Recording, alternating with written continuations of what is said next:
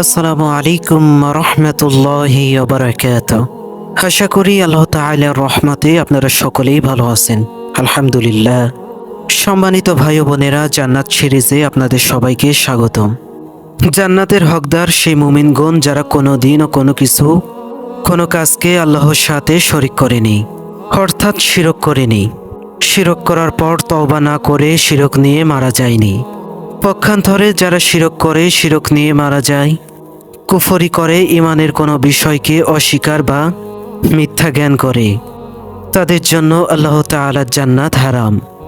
পবিত্র কোরআনুল কারিমে যেখানেই জান্নাতের হকদারের কথা বলা হয়েছে, সেখানেই কারণস্বরূপ ঈমান অনেক আমলকে উল্লেখ করা হয়েছে। কোথাও কোথাও সেই আমলকে এমনভাবে বিস্তারিত বর্ণনা করা হয়েছে। পবিত্র কোরআনুল কারিমে মহান আল্লাহ রাব্বুল আলামিন সূরা বাকারার 25 নম্বর আয়াতে বলেছেন, যারা বিশ্বাস করে এবং সৎ কাজ করে, হে মুহাম্মদ তাদেরকে তুমি সুসংবাদ দাও। তাদের জন্য রয়েছে জান্নাত, যার তলদেশ দিয়ে নদী প্রবাহিত হচ্ছে। যখনই তাদেরকে ফলমূল খেতে দেওয়া হবে, তখনই তারা বলবে, আমাদেরকে পৃথিবীতে এরকম ফলমূল তো জীবিকা স্বরূপ খেতে পারতাম। তাদেরকে পরস্পর একই সাদৃশ্য ফল দান করা হবে এবং সেখানে তাদের জন্য পবিত্র হুরগণ রয়েছে। পবিত্র কোরআনুল কারিমে মহান আল্লাহ রাব্বুল আলামিন আরও বলেছেন, যারা বিশ্বাস রাখে এবং সৎ কাজ করে, আমি তাদেরকে পুরস্কৃত করি। যে ভালো কর্ম করে, আমি তার কর্মফল নষ্ট করি না। তাদের জন্যই আছে স্থায়ী জান্নাত, যার তলদেশ দিয়ে নদীসমূহ প্রবাহিত হচ্ছে। বলে রাখা ভালো যে আমল নেক, কর্ম সৎ, ভালো কাজ তখন হয় যখন সে কাজে আল্লাহ খুশি হন। কখনো জান্নাতে যাওয়ার কারণ স্বরূপ বলা হয়েছে, পবিত্র কোরআনুল কারিমে বলা হয়েছে, হে আমার দাসগণ, আজ তোমাদের কোনো ভয় নেই এবং তোমরা দুঃখিত হবে না।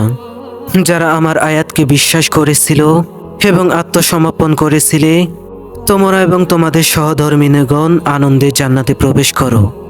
আল্লাহ রাব্বুল আলামিন আরও বলেছেন, কেবল তারাই আমার আয়াতসমূহকে বিশ্বাস করে, যাদেরকে ওর দ্বারা উপদেশ দেওয়া হলে তারা সিজদায় লুটিয়ে পড়ে এবং তাদের প্রতিপালকের পবিত্রতা ও মহিমামা ঘোষণা করে এবং তারা কখনো অহংকার করে না। তারা তাদের প্রতিপালককে ডাকে এবং আমি তাদেরকে যা রুজি দান করেছি তা হতে তারা দান করে। কেউই জানে না তার জন্য তার কৃতকর্মের বিনিময় স্বরূপ কি পুরস্কার লুকিয়ে রাখা হয়েছে। কখনো আপদে বিপদে, বালা মুসিবতে ধৈর্য ও আল্লাহর উপর ভরসা রাখার বিনিময়ে জান্নাত লাভের কথা বলা হয়েছে। পবিত্র কোরআনুল কারিমে বলা হয়েছে, যারা বিশ্বাস করে এবং সৎ কাজ করে, আমি অবশ্যই তাদের জন্য জান্নাতে সুউচ্চ প্রসাদসমূহ দান করব। যারা ধৈর্য অবলম্বন করে তাদের প্রতিপালকের উপর নির্ভর করে। আল্লাহ রাব্বুল আলামিন বলেছেন, হে মানুষ, তোমরা সালাত প্রচার করো এবং অন্ন দান করো এবং লোকেরা যখন ঘুমিয়ে পড়ে তখন তোমরা নামাজ পড়ো, তাহলে তোমরা জান্নাতে প্রবেশ করতে পারবে। আল্লাহ সুবহানাল্লাহু তাআলা বলেছেন, তোমরা আল্লাহকে ভয় করো এবং তোমাদের 5 ওয়াক্ত ফরজ নামাজ আদায় করো। তোমরা রমজান মাসে রোজা রাখো, তোমাদের মালের যাকাত আদায় করো, তাহলে তোমরা তোমাদের প্রভুর জান্নাতে প্রবেশ করবে। এক ব্যক্তি পথে চলছিল, তাকে খুবই পিপাসা লাগলো। অতঃপর সে একটি কূপ পেল, সুতরাং সে তাতে নেমে পানি পান করল। অতঃপর বের হয়ে দেখতে পেল একটি কুকুর পিপাসার জ্বালায় জিভ বের করে হাঁপাচ্ছে এবং পানির পরিবর্তে কাদা খাচ্ছে। লোকটি অন্তরে বলল, পিপাসার তাড়নায় আমি যে পর্যায়ে পৌঁছেছিলাম, কুকুরটিও সেই পর্যায়ে পৌঁছেছে। সে কূপে নামলো, তারপর তার চামড়ার মোজায় পানি ভর্তি করলো, তারপর সে মুখে ধরে তা উপরে উঠল এবং ওই ব্যক্তি কুকুরটিকে পানি পান করালো। আল্লাহ সুবহানাল্লাহু তাআলা তার এই আমলকে কবুল করলেন এবং আল্লাহ সুবহানাল্লাহু তাআলা তাকে ক্ষমা করে দিলেন।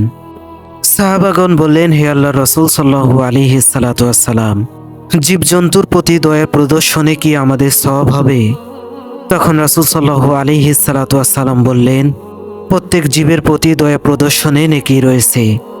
বুখারীর অন্য এক বর্ণনায় আছে, আল্লাহ সুবহানাল্লাহু তাআলা তার এই আমলকে কবুল করলেন, অতঃপর তাকে ক্ষমা করে জান্নাতে প্রবেশ করালেন।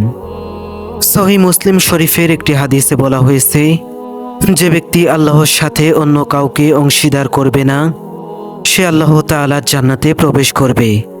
আর যে ব্যক্তি আল্লাহ তাআলার সাথে অন্য জিনিসকে অংশীদার মনে করবে, তওবা না করে ওই অবস্থায় মৃত্যুবরণ করবে, সে জাহান্নামে প্রবেশ করবে। যে ব্যক্তির শেষ কথা লা ইলাহা ইল্লাল্লাহ হবে, অর্থাৎ কালেমা পড়তে পড়তে যার মৃত্যু হবে, সে ব্যক্তিও আল্লাহ তাআলার জান্নাতে প্রবেশ করবে। আল্লাহ তাআলা যেন আমাদের সবাইকে জান্নাতের উচ্চ স্থান এবং জান্নাতের নাজ নিয়ামত দান করেন। আমিন।